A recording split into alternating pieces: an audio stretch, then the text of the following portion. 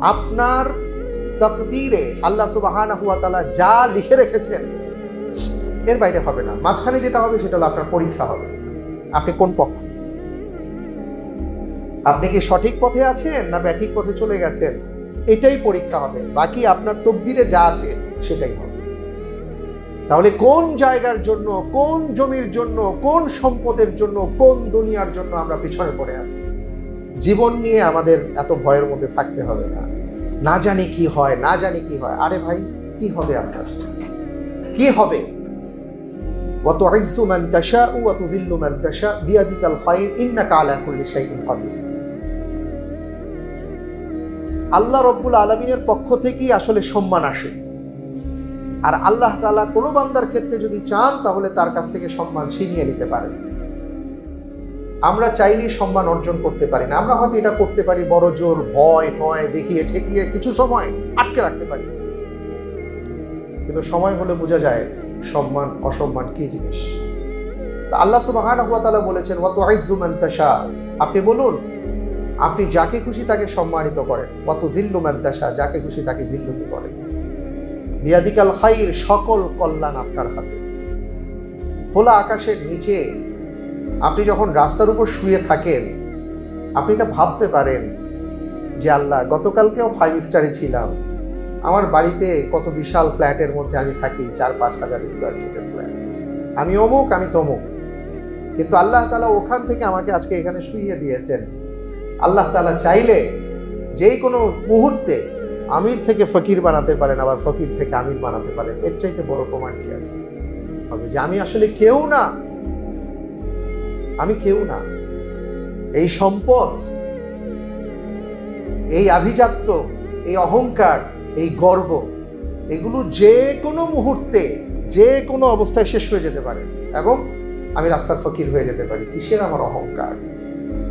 রাসূল সাল্লাল্লাহু আলাইহি সাল্লাম এই জন্য বলেছেন, খবরদার অহংকার করো না। এটা একমাত্র আল্লাহ সুবহানাহু ওয়া তাআলার জন্য প্রযোজ্য। এটা আল্লাহ তাআলার চাদর, এই চাদর নিয়ে তোমরা টানাটানি করো না।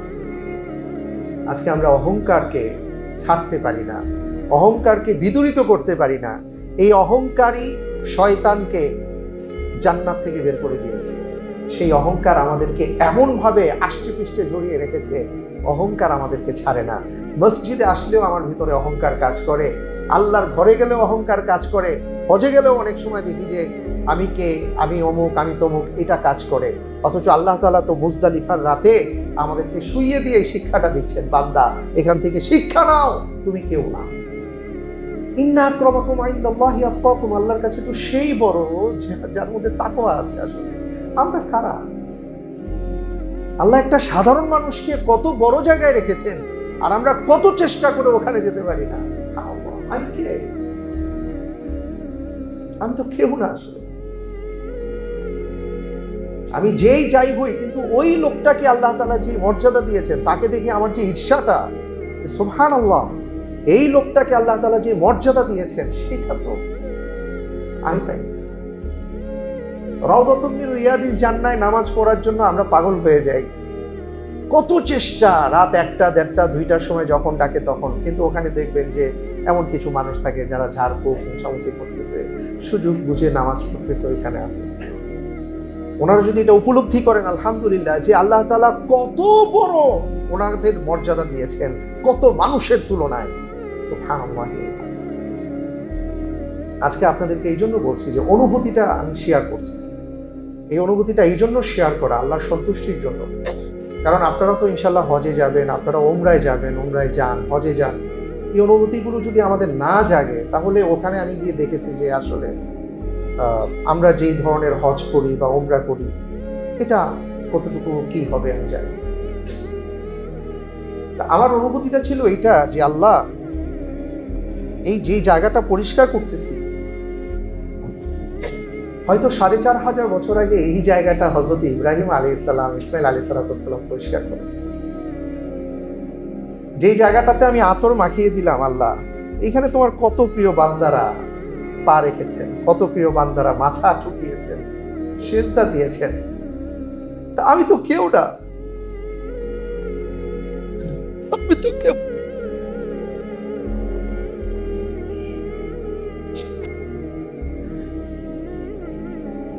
সেই দিন যদি কিয়ামতের ময়দানে তুমি এই কথা চিন্তা করে থাকো,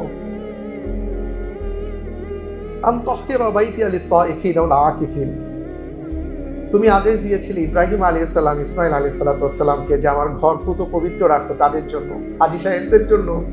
আল্লাহ, আমি হাজী সাহেবদের জন্য একটু মুছে দিলাম, এটা যদি আমার জন্য নাজাতের উসিলা। সম্মানিত ভাইরা আমার, মূল কথা হলো যে আসলে অনুভূতিটাকে আমরা যদি জাগিয়ে তুলতে পারি তখন সবকিছুই সুন্দর হয়, তখন কষ্ট আর কষ্ট মনে হয় না। প্রসঙ্গত বলতে চাই যে এই হজ আমাকে কি শিক্ষা দিল, আমি কি শিখলাম সেখান থেকে।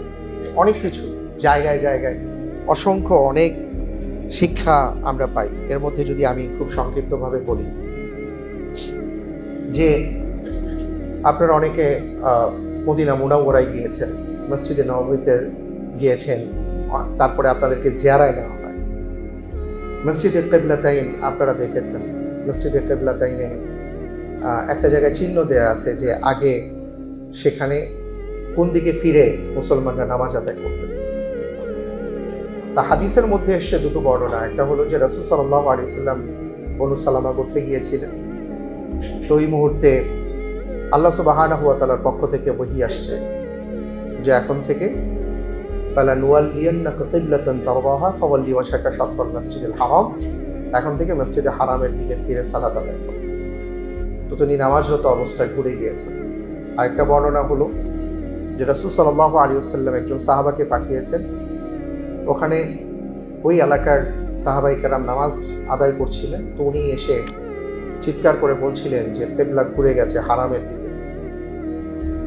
তো ওখানে যারা নামাজ পড়ছিলেন 2 রাকাত শেষ করেছেন, সাথে সাথে বাকি 2 রাকাত তারা ঘুরে গিয়ে সালাত আদায় করেছিলেন, একেবারে উল্টো ঘুরে গিয়েছিলেন। এই বিষয়টা আমাদেরকে কত বড় শিক্ষা দেয় যে আমরা আমাদের জীবনে অনেক আমল করার ক্ষেত্রে মনে করি এটা পরে করব, এখন না, এখন জানলাম পরবর্তীতে করব। কিন্তু ইসলাম আমাদেরকে শিক্ষা দেয়, সাহাবায়ে কেরাম আজমাইনদের ঘটনা আমাদেরকে শিক্ষা দেয়, রাসূল সাল্লাল্লাহু আলাইহি ওয়াসাল্লামের হাদিস আমাদেরকে শিক্ষা দেয়, যখন আপনার উপর আদেশ আসবে ওই মুহূর্ত থেকেই আপনাকে ওটা পালন করতে হবে। ঠিক এমনি করে আল্লাহ তাআলা আমাদের উপর যে সকল ইবাদতগুলোকে ফরজ করেছেন, বিশেষ করে এই প্রত্যেকটা ফরজের ভেতরে যে শিক্ষাগুলো আছে, এই শিক্ষাগুলো যদি আমরা না নিতে পারি তাহলে বাস্তব জীবনে আমরা প্রয়োগ করতে পারবো। আর বাস্তব জীবনে যদি আমরা প্রয়োগ করতে না পারি তাহলে এই ইবাদতটা আসলে ইবাদত বলে গণ্য হবে না। হ্যাঁ, আপনি শরীয়তের বিচার থেকে বেঁচে যাবেন। আপনি নামাজ পড়ছেন, মানুষ দেখে যে আপনি রুকু দিচ্ছেন, সেজদা দিচ্ছেন, কিন্তু আপনার রুকুটা, আপনার সেজদা আল্লাহ তাআলার কাছে কতটা গ্রহণযোগ্য সেটা আপনি বুঝতে পারেন, কারণ আপনি কিভাবে নামাজ পড়েন আপনি বুঝেন, আর আল্লাহ তাআলা দেখেন। তো শরীয়তের বিচারে মানুষ দেখবে আপনি নামাজি, কিন্তু আপনার এই নামাজ আদৌ কবুল হয়েছে কি হয় নাই এটা প্রশ্ন সাপেক্ষ ব্যাপার।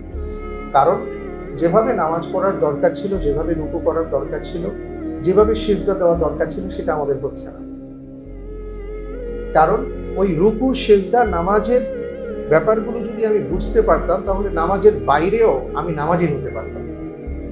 কিন্তু আমরা এখন মসজিদের ভেতরে এসে অথবা আল্লাহু আকবার বলার পরে নামাজি হই, নামাজ শেষ করার পরে আমি আর নামাজি থাকতে পারি না। ঠিক এমনি করে আমরা রোজার ভিতরে রোজাদার থাকতে পারি, সায়েম থাকি, কিন্তু রোজার পরের জীবনে আমি আর ওই রোজার ফ্লেভারটা ধরে রাখতে পারি না বলে আমি আর রোজাদার থাকতে পারি না। আমি হজ করি, এবছর আলহামদুলিল্লাহ প্রায় 16 লক্ষ মানুষ হজ করেছেন, আমাদের বাংলাদেশ থেকে 86,000 মানুষ গিয়েছে, কিন্তু আমরা সবাই ওখানে ছিলাম, হজ করেছি, কষ্ট করেছি, কিন্তু আদৌ কি আমি হজ করেছি এটা হলো এখন প্রমাণের সময় হয়েছে।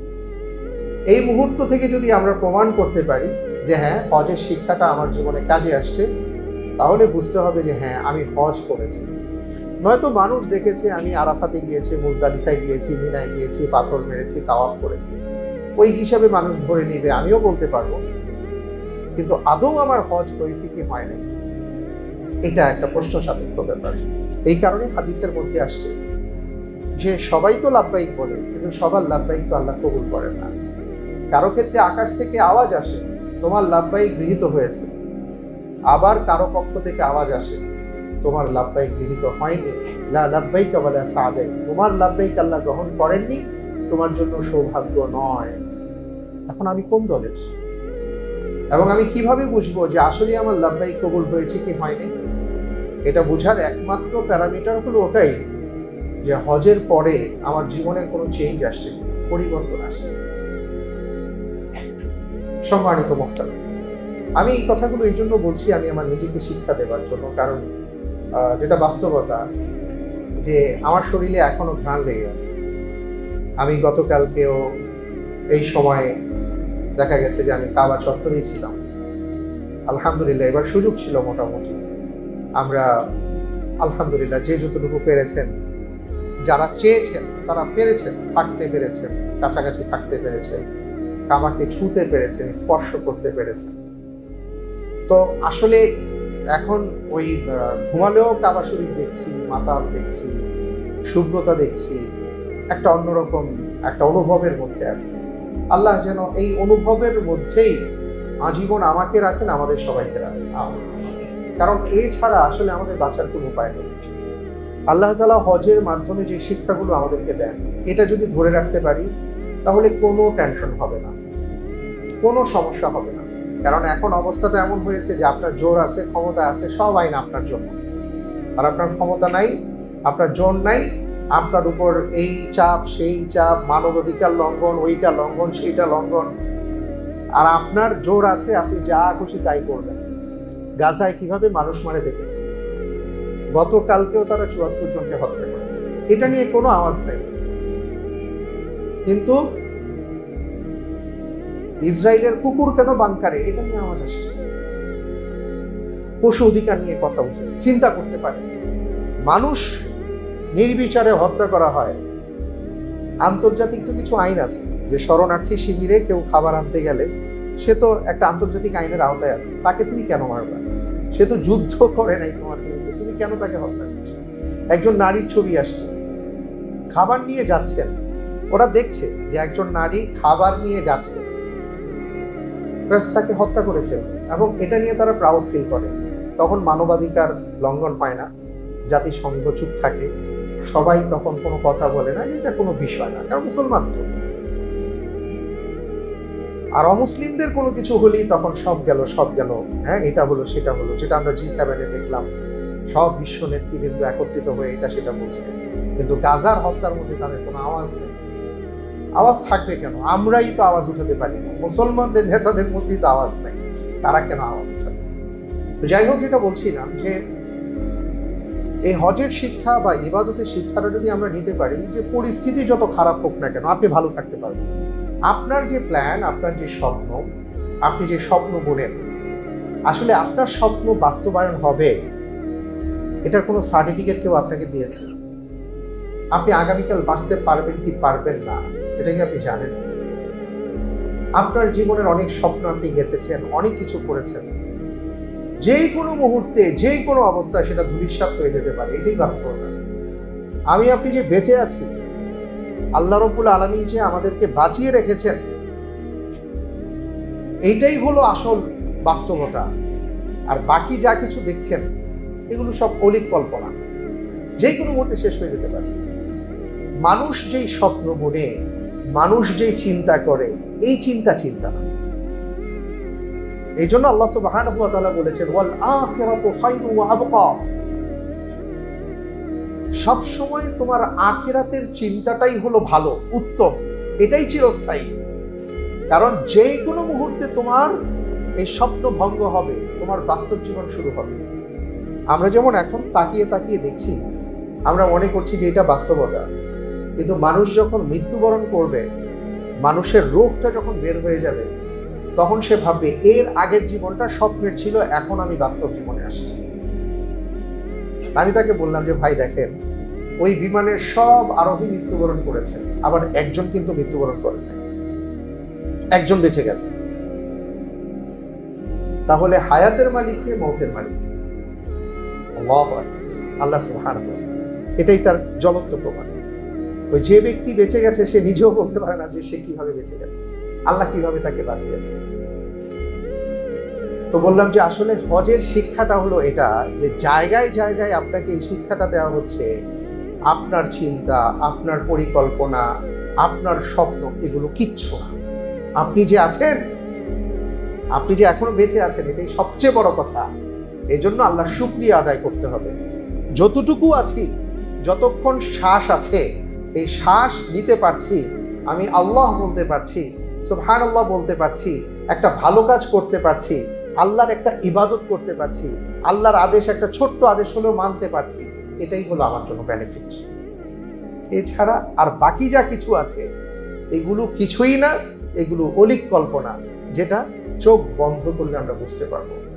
তো এই জন্য আমি যেটা বলতে চাচ্ছিলাম যে দেখেন, আসলে হজের সফরে এমন অনেক শিক্ষা আছে যে শিক্ষাগুলো আমরা যদি গ্রহণ করতে পারি তাহলে আমাদের জীবনটা পরিবর্তন হবে। আমি সেই দিন প্রথম কাতারে, আলহামদুলিল্লাহ আল্লাহ তৌফিক দিয়েছেন, গত পরশুদিন সম্ভবত ফজরের সালাত আল্লাহ তৌফিক দিয়েছেন, আলহামদুলিল্লাহ প্রথম কাতারে নামাজ পড়ছিল, একদম প্রথম কাতার।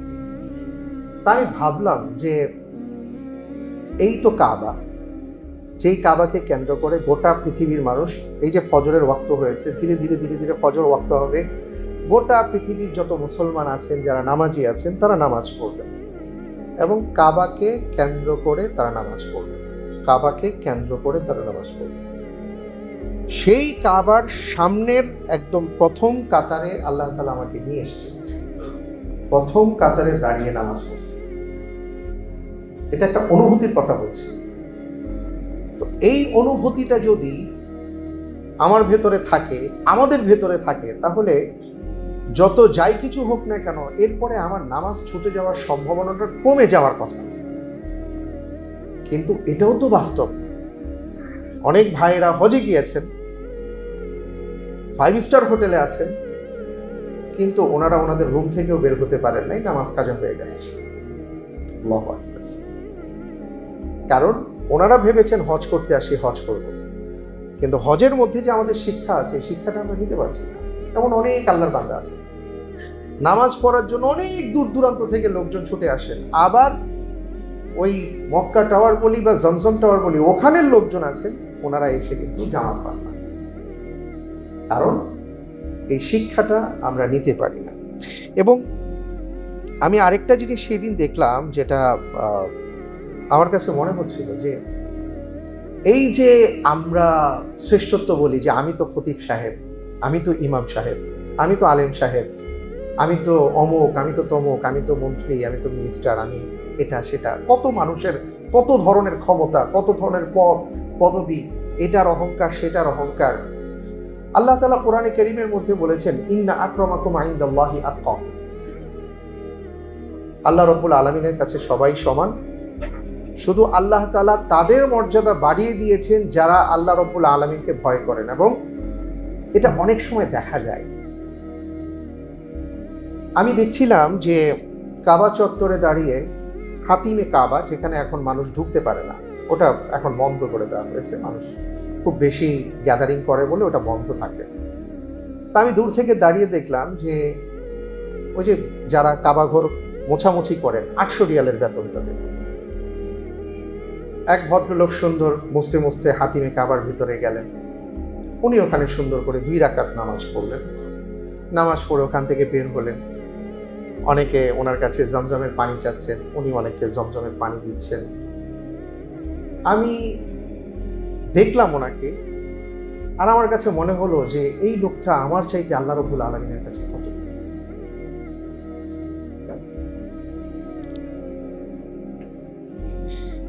একটা কাবাকে কেন্দ্র করে আমরা কত দূর দূরান্ত থেকে ছুটে যাই। আমরা প্রথম কাতার তো দূরের কথা, মাতাফে যেন নামাজ পড়তে পারি, এটার জন্য কি আপ্রাণ চেষ্টা আমাদের হয়। এদিকে পুলিশ আটকে দেয়, ওদিকে পুলিশ আটকে দেয়, এদিক দিয়ে ঢোকা যায় না, ওদিক দিয়ে যাওয়া যায় না, এইটা সেটা করতে করতে কয়েক কিলোমিটার হাঁটাহাঁটি করে টোরে তারপরে কেউ ভিতরে যেতে পারে, কেউ কাবা দেখে পড়তে পারে, কেউ কাবা দেখে পড়তে পারে না, রাস্তায় পড়ে। আর একটা মানুষ যে 800 রিয়ালের বেতন পায়, এই মানুষটা হাতিমে কাবায় নামাজ পড়লো, যেটা আমাদের বড় বড় ব্যক্তিরা পারে না। কি সুন্দর সে পরিষ্কার করছে, মানুষকে পানি পান করাচ্ছে, সুন্দর করে দাঁড়াচ্ছে। ইন্না আক্রামাকুম ইনদাল্লাহি আতকাকুম, আল্লাহর কাছে তো সেই বড় যার মধ্যে তাকওয়া আছে। আসলে আমরা কারা? আল্লাহ একটা সাধারণ মানুষকে কত বড় জায়গায় রেখেছেন, আর আমরা কত চেষ্টা করে ওখানে যেতে পারি না। আমি কে? আমি তো কেউ না। আসলে আমি যেই যাই হই, কিন্তু ওই লোকটাকে আল্লাহ তাআলা যে মর্যাদা দিয়েছেন তাকে দেখে আমার যে ঈর্ষাটা, সুবহানাল্লাহ, এই লোকটাকে আল্লাহ তাআলা যে মর্যাদা দিয়েছেন সেটা তো আমি পাই। রাউদাতুম মিন রিয়াদিল জান্নাহ নামাজ পড়ার জন্য আমরা পাগল হয়ে যাই। কত চেষ্টা, রাত 1টা, 1:30, 2টার সময় যখন ডাকে তখন, কিন্তু ওখানে দেখবেন যে এমন কিছু মানুষ থাকে যারা ঝাড়ফুঁক মোছামুছি করতেছে, সুযোগ বুঝে নামাজ পড়তেছে, ওইখানে আছে। ওনারা যদি এটা উপলব্ধি করেন, আলহামদুলিল্লাহ, যে আল্লাহ তাআলা কত বড় ওনাদের মর্যাদা দিয়েছেন কত মানুষের তুলনায়। সুবহানাল্লাহ।